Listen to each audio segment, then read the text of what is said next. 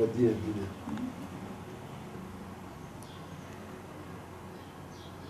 Veriyor mu nasıl?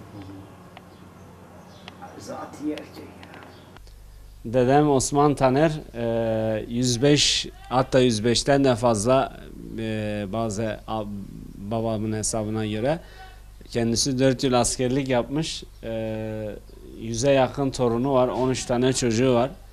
Geçen sene de dahil olmak üzere toplam 23 yıl aralıksız bir şekilde 3 aylar oruçlarını tutmuş. Şu anda da kendisi Ramazan orucunu da devam ediyor. Gençliğinin ilk zamanlarından beri bu yaşına kadar hatta 4 yıllık askerlik süresinde dahi Ramazan orucunu yerine getirmiştir. Ya bırak böyle. Tutsunlar. Ölüm o. Yok. Neyse sana ne kolay ya. Ne sonra? Kolay ya. Selma saramadı. Sonra Selma.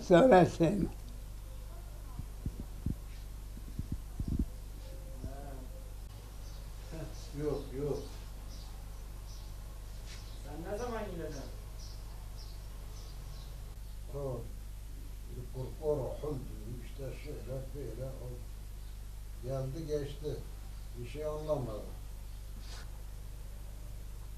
Geçen bir tanesinde de 26 yıldır oruç tutuyorum ya. Kendine eziyet et. Ay.